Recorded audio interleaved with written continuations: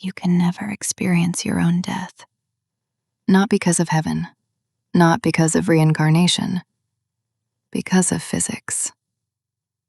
Here's what quantum mechanics actually implies, if you take it seriously.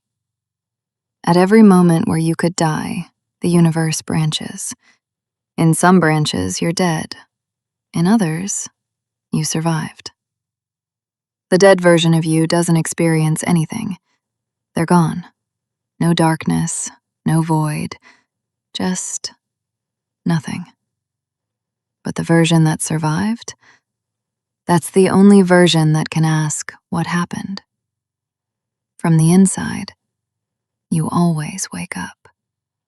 You always find yourself in the branch where you made it. And if that sounds comforting, wait, let me back up. In 1957, a physicist named Hugh Everett proposed something radical. He said the math of quantum mechanics doesn't require wave function collapse. The superposition never ends. It just splits. A particle that could go left or right goes both. Reality branches. Two worlds now exist. One where it went left, one where it went right. This is the many worlds interpretation. And for decades, physicists dismissed it as philosophy. Too weird, too extravagant. But here's the thing. It's gaining ground, fast. A 2022 survey of Quantum Foundation's researchers showed many worlds at about 35% support, up from 18% in 1999. Among younger physicists, it's often the plurality view. Why? Because the alternatives keep failing. Copenhagen says the wave function collapses when you measure it, but never explains what counts as a measurement.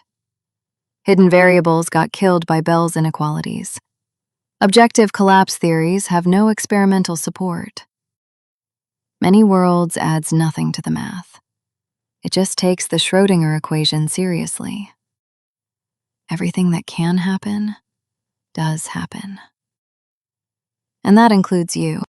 In 1998, physicist Max Tegmark formalized something disturbing.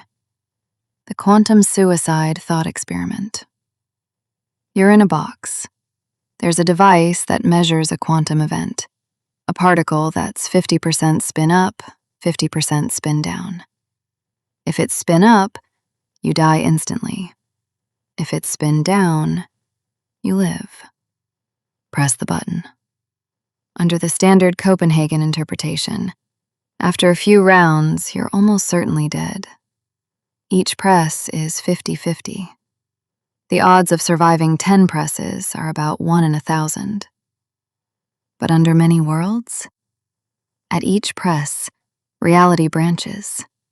In one branch, you're dead. In the other, you're alive. The dead you doesn't experience anything. The alive you presses the button again. From the outside, an observer watching would see you die eventually. In most branches, you're gone after a few rounds.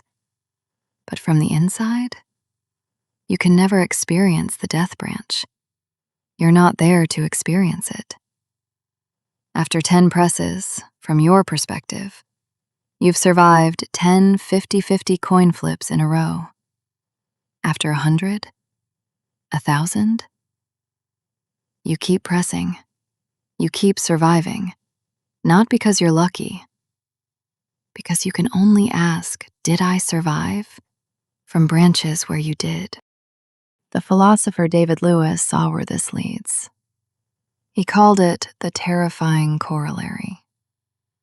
If all causes of death are ultimately quantum mechanical, and they are at some level, then on many worlds, an observer should subjectively expect with certainty to go on forever surviving whatever dangers they may encounter.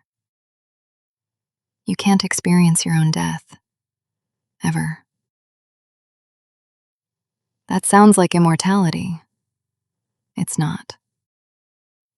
Lewis warned of a Tithonus scenario. In Greek myth, Tithonus was granted eternal life, but not eternal youth. He aged and withered forever, his body decaying, but never quite dying. Quantum immortality might be the same. Survival doesn't mean health. There are branches where you survive the car crash, but barely. Branches where you survive the disease, but damaged. Branches where you're alive, but fading. Consciousness doesn't need to be all or nothing. Tegmark himself pointed this out. Death in real life isn't binary. It's a continuum of decreasing consciousness. You can dwindle, always surviving, always deteriorating, never quite reaching zero. Is that immortality? Or is that something worse? Let me bring this somewhere personal. Think about last night. You fell asleep.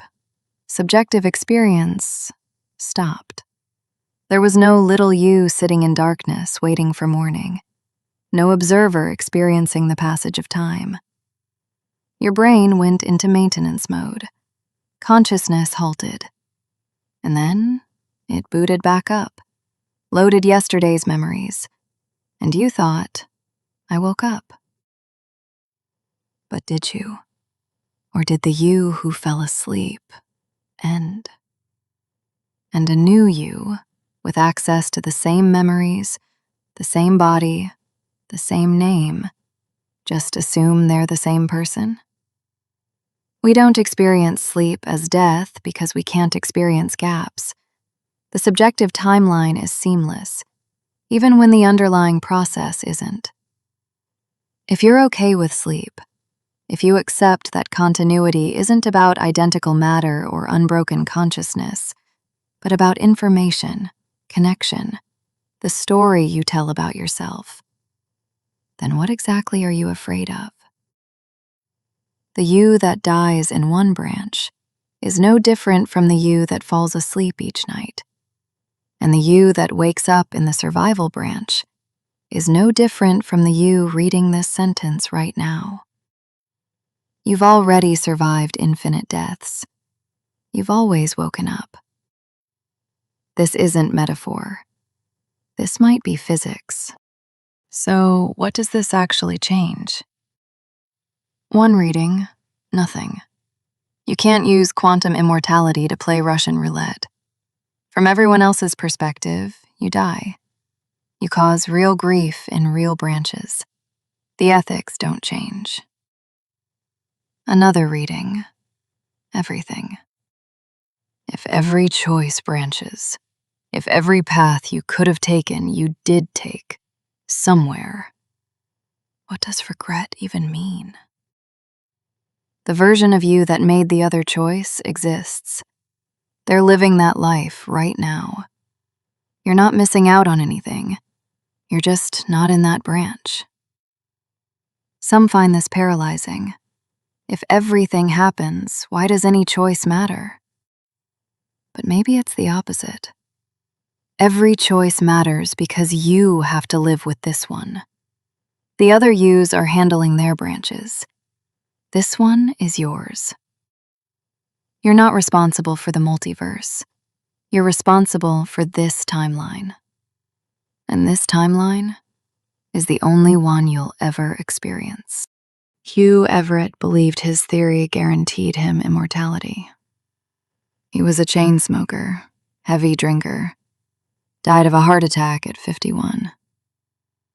His daughter later said he was ichthyological about death, cold-blooded, detached. He told her not to resuscitate him. He asked to have his ashes thrown out with the trash. Maybe he knew something.